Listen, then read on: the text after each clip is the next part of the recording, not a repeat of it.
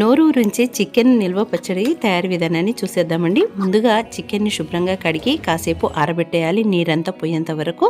ఆ తర్వాత ఒక గిన్నెలో ఈ చికెన్ని వేసేసి కొంచెం ఉప్పుని అలాగే పసుపుని కొంచెం అల్లం వెల్లుల్లి పేస్ట్ని కూడా వేసేసి మనము మీడియం ఫ్లేమ్లోనే ఉడికించుకోవాలండి. అంతా కలిపేసేసి అందులో ఉన్నటువంటి నీరంతా ఎగిరిపోవాలన్నమాట.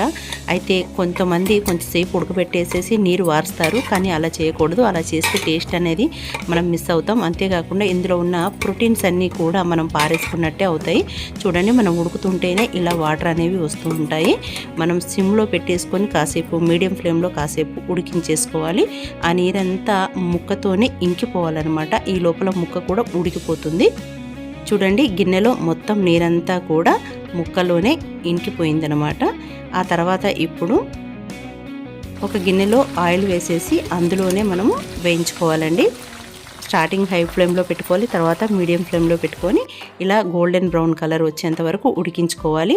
మరీ రెడ్గా మనం ఫ్రై చేసుకున్నాం అనుకోండి, గట్టిగా అవుతుంది ముక్క. అందుకొని 80% మాత్రమే మనం బ్రౌన్ కలర్ వచ్చేంత వరకు ఇలా వేయించేసుకున్నట్లయితే ముక్క జ్యూసీగా ఉంటుంది. చట్నీలో చాలా బాగుంటుంది అనమాట, తినడానికి బాగుంటుంది. ఇలా అన్నీ వేయించేసుకొని పక్కన పెట్టుకోవాలి. ఆ తర్వాత ధనియాలను అలాగే జీలకర్రను వేయించేసుకొని మిక్సీ పట్టేసుకొని పొడి పక్కన పెట్టుకోవాలండి. అలాగే ఆవాలను కూడా లైట్గా వేయించేసుకొని వాటిని కూడా మిక్సీ వేసి పక్కన పెట్టుకోవాలి.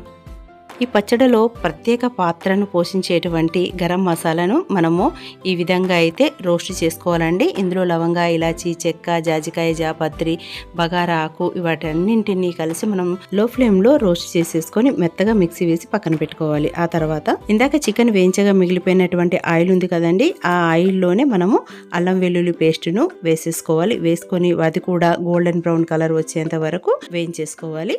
నేను యూజ్ చేసింది పల్లి ఆయిల్ అండి, అందుకని ఇలా నురగ వస్తుంది.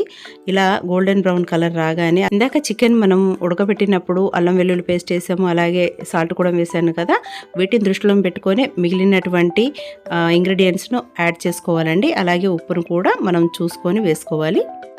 అంతా కలుపుకొని అందులోనే చికెన్ వేసేసి కలిపేసేయాలండి.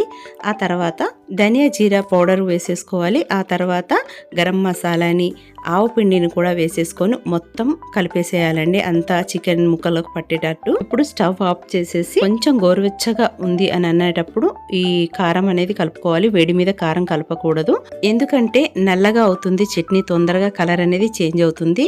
ఆ తర్వాత మనకు కావాల్సినంత నిమ్మరసాన్ని అయితే యాడ్ చేసుకోవాల్సి ఉంటుందండి. ఇప్పుడు మరొకసారి మొత్తం కలపాలండి. అన్ని ఇంగ్రీడియంట్స్ మనకు ఆ చికెన్ పీసెస్కి గ్రేవీకి పట్టేలాగా మొత్తం కలుపుకోవాలి. ఒకవేళ మీకు నిమ్మరసం సరిపోదు అని అనుకుంటే మళ్ళీ యాడ్ చేసుకోవచ్చు.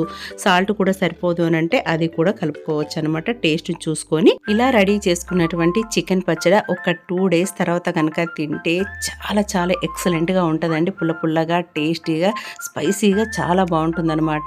ప్రోటీన్ వాల్యూస్ ఎన్నో ఉంటాయి.